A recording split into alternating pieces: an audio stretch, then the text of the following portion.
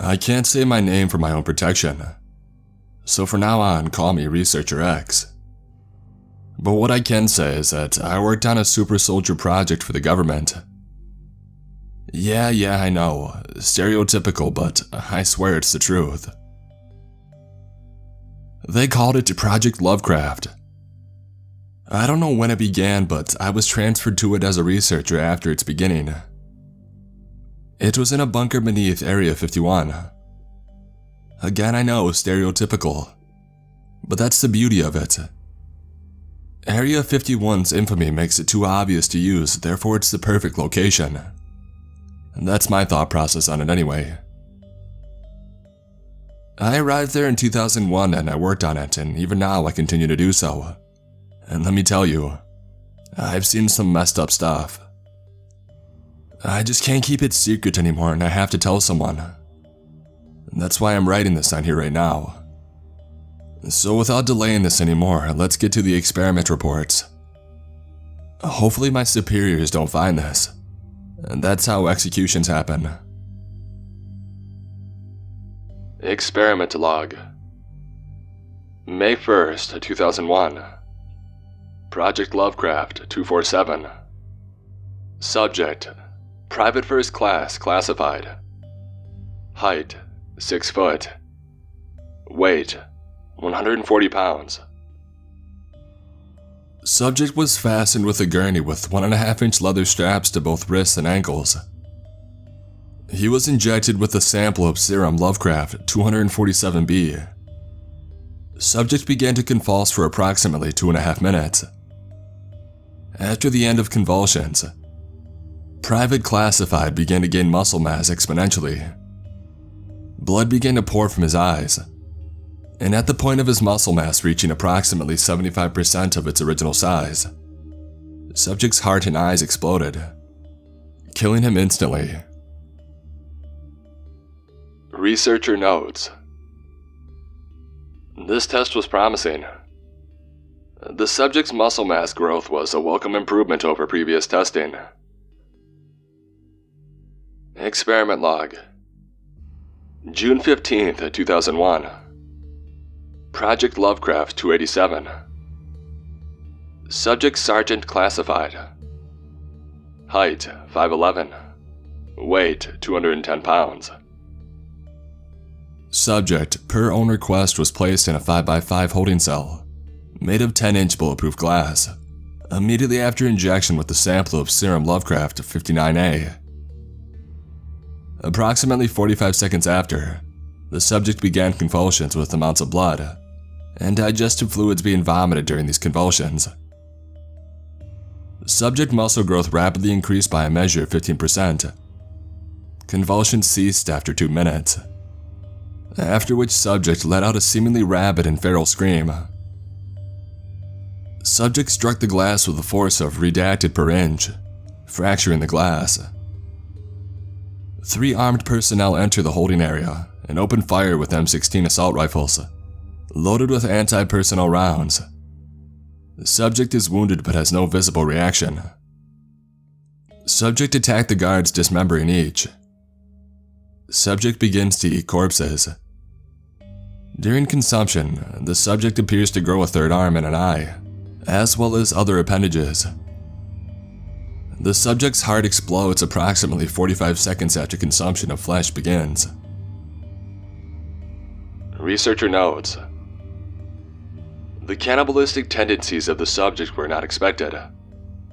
However, the seemingly imperviousness to bullets and increased strength, as well as the extra limb growth, are promising. Future testing is needed. Experiment log. August 13th, 2001.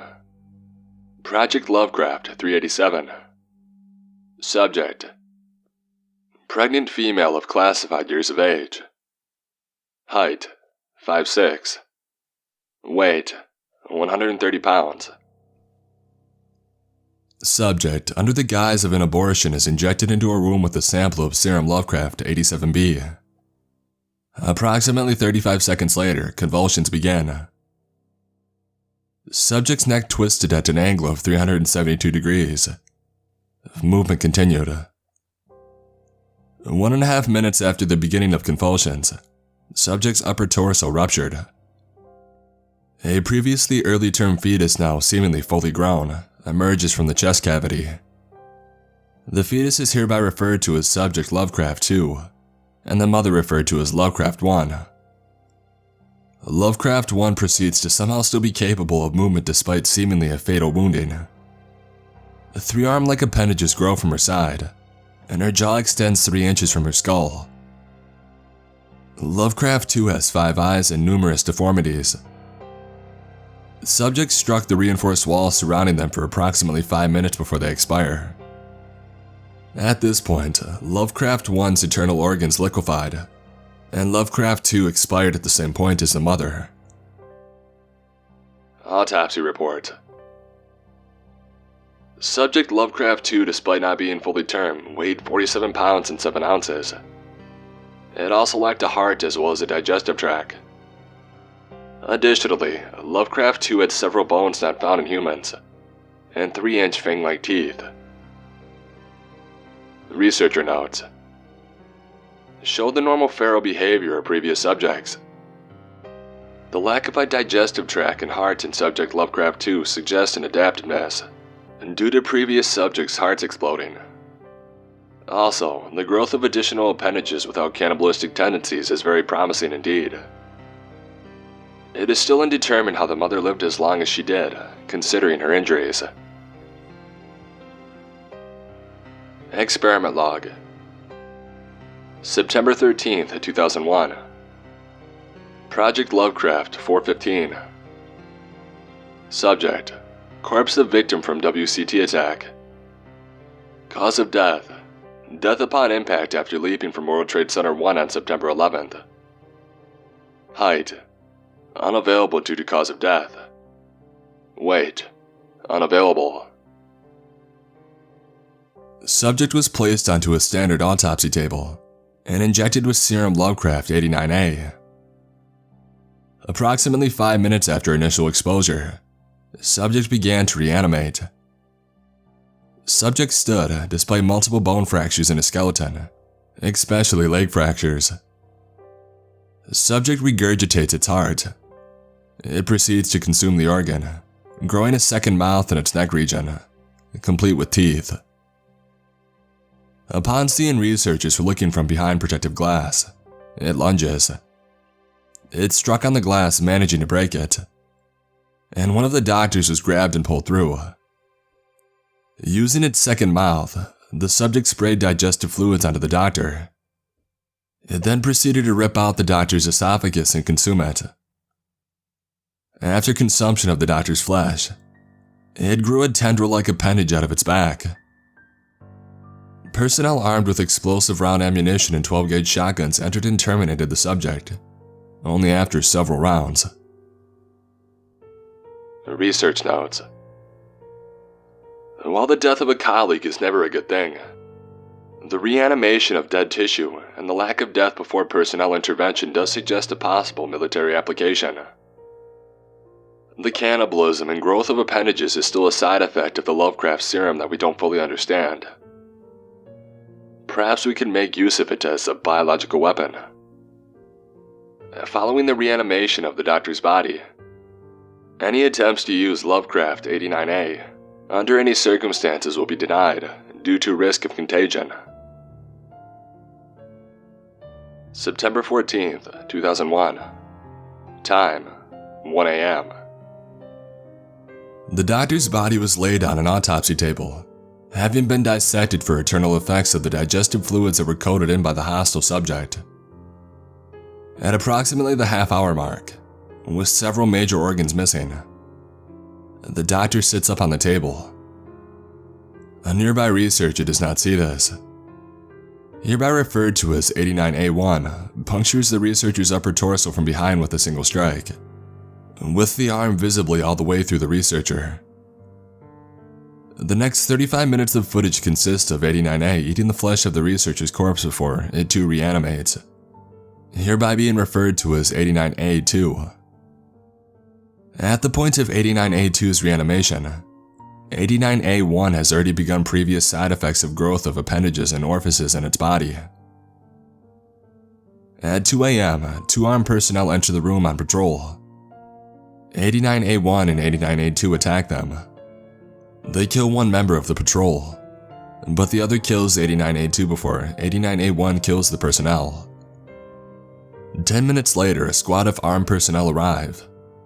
Although they do suffer casualties, they put down all instances of 89A. Dead members' bodies were incinerated immediately, along with all instances of 89A's reanimated corpses. Following what was officially known as Incident 89A, the project was suspended from September 15th to December 16th. Upon resuming testing, we began testing on animals as well as humans. The details of this are below. Experiment log. December 16th, 2001. Lovecraft 422. Subject: one standard lab rat known as 1C, and one stray cat known as 2C. Weight: 1C, 0.001 pounds. 2C, 5 pounds. Subject 1C was injected with serum Lovecraft 95A, and then placed in a cage with Subject 2C. After approximately 11 seconds, 1C shows significant increases in aggressive activity. 2C attacks other subject in response, consuming the rodent. Approximately 1.5 minutes after consumption, 2C's vital signs cease abruptly. 1C emerges from the body of 2C. Subject is now significantly larger. 1C begins to assimilate the other subject's body. 1C begins reanimating approximately 30 seconds after assimilation begins.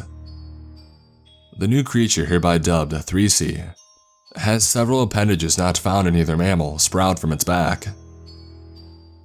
The subject begins to hit the walls of the cage, breaking the door in 2 minutes. It's terminated via incineration immediately.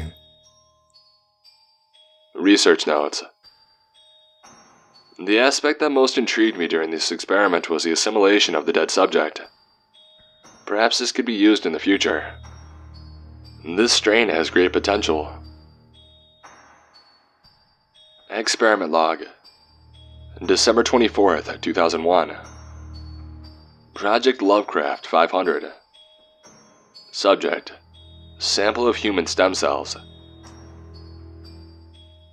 Samples of serum Lovecraft 98B is introduced to human stem cells.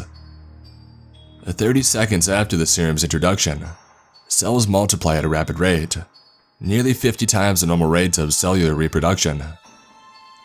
Within 2 minutes, a human hand had formed, with a human mouth on the palm and one eye on each knuckle. Within 5 minutes, the hand had grown eyes across the forearm, and the mouth began to vocalize. 2 minutes after, it had grown a torso, and half of its second arm. A large mouth begins to form in the torso's chest with 6-inch canines. It began pulling itself towards the protective glass between it and the researchers. Observing researchers noted suction cups on the fingers as it climbed up the observation window. It opened the mouth on its torso and a second arm sprouted from within, with an eye in the palm. Spider-like legs grow out of its torso and it sprays an unknown substance on the glass. The glass begins to dissolve, prompting immediate incineration of the subject.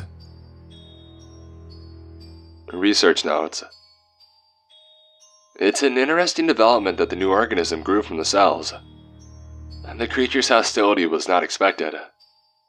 The possibility of creating new soldiers from scratch is promised, but further testing is needed. I don't have much time. I think they're on to me and they're coming. I'll try to get back to you guys as soon as I can. Update. I'm running out of time. This is Researcher X and something very, very wrong is happening here. I can hear them pounding on my door. It won't be long before they get in. People are dying down here, but I would be lucky if they were only just dying, wouldn't I? Like a Stephen King book once said, sometimes dead is better. Anyway, sorry, it's hard to keep my thoughts together with the rampant screams that I'm hearing. Good news and bad news. Well, the good news first. I do believe Project Lovecraft has succeeded in creating super soldiers. Of sorts. They're lethal, bulletproof, incredibly strong, and fast as hell. But the bad news? We can't control them. And now people are dying, and when they die, well, they don't stay that way. I've barricaded myself in the facility's cafeteria, though that certainly won't last. I've seen some horrible things. I've done horrible things. You see, I'm not just a researcher. I'm the head researcher. I ordered all the tests and all the experiments. I knew what we were doing was wrong. So, with that being said, here is the final experiment log of the government program known as Project Lovecraft. Experiment log. March 5th, 2018. Project Lovecraft 7240. Subject, 1 adult male. Height, 6'4". Weight, 195 pounds. Medical notes. The subject has severe scoliosis. The subject was injected with serum 89B. Convulsions begin and do not cease for several minutes. The medical staff enters the room. After 15 minutes of convulsions, and subject's death is declared 5 minutes later. As the subject is being placed into a body bag, reanimation occurs. One of the nurses and a doctor are both grabbed by their heads by the subject, who then sits up.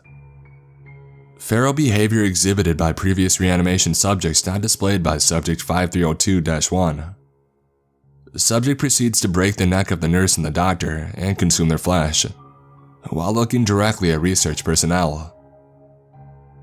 Reanimation of both bodies occurs approximately 2 minutes after, hereby referred to as 53022 and 53023. Armed termination personnel enter testing chamber and open fire. No visible reactions or damage to 5302 instances. Moving at speeds of approximately 60 feet per second, 5302-1 impales one of the guards and grabs his gun and shoots the others. Incineration is immediately deployed. Subject vital signs cease and the bodies are removed for autopsy. Note: at 1 a.m. on March 6th, 5302-1's body was found to be missing. It's believed to have once again reanimated. Why the others haven't is unknown at this time. So, a long story short, 5301 had a healing factor. And worse, it could think. It picked us off one by one, and now they've infested the place, but worse. They've started merging with each other. I've killed a few, but not all are invulnerable. I've learned that. But I've been bitten, and a rash is beginning to spread on me. I'm hungry, and I know I'll be one of them shortly. God, I can't even remember how we developed 89A and B. I think we got it from some village in Russia. I'm sending this out in hopes that they'll learn from our mistakes, and that they'll learn from Project Lovecraft. Oh God, I'm hearing voices now, all speaking in unison. A hive mind, perhaps? We are more advanced than I thought. We are capable of thought.